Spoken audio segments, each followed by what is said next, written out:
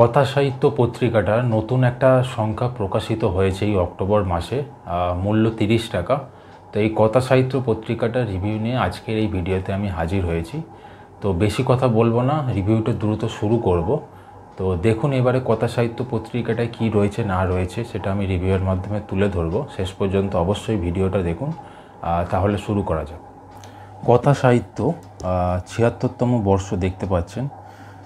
তো এবারে রয়েছে যে প্রেমের ওপরে সম্পূর্ণ পত্রিকাটা করা হয়েছে, যেখানে দেখা যাচ্ছে প্রেমের উপন্যাস, প্রেমের গল্প, প্রেম মনস্তত্ত্ব এবং প্রেমের কবিতা, যেখানে সামনে লেখা আছে যে প্রেম আছে।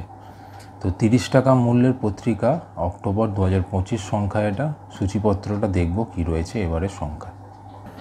সূচিপত্রের মধ্যে দেখা যাচ্ছে যে প্রথমেই যেটা রয়েছে প্রচ্ছদ কাহিনী বিভাগে, যেখানে বাংলা উপন্যাসে প্রেম মনস্তত্ত্ব নিয়ে ডক্টর মহুয়া দাশগুপ্তর বিশেষ প্রতিবেদন রয়েছে। তারপরেই দেখা যাচ্ছে যে উপন্যাস রয়েছে একখানা, যেটা হচ্ছে গল্পটা আসলে ভালোবাসার, অদিতি বসু রায়ের লেখা।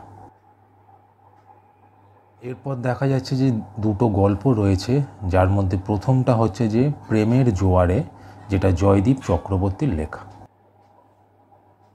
এরপর দ্বিতীয় গল্প হচ্ছে চুনিলালের জন্য, যেটা অভিজিৎ দত্তর লেখা।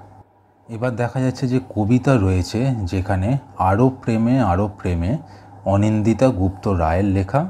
এবং ধারাবাহিক রয়েছে দুখানা, যেটা চলছে।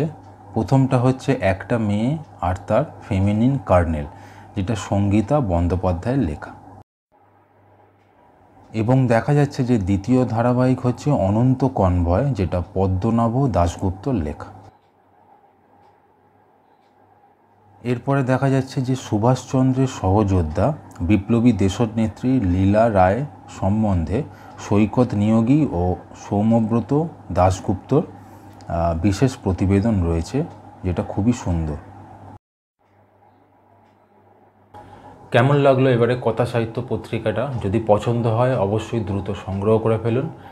আর যদি আমার ভিডিওটা পছন্দ হয়, রিভিউটা পছন্দ হয়, তাহলে সাপোর্ট করতে ভুলবেন না লাইক, সাবস্ক্রাইব এবং শেয়ারের মাধ্যমে। আর আমার এই চ্যানেল নিউ ম্যাগাজিনস দেখতে থাকুন। ধন্যবাদ।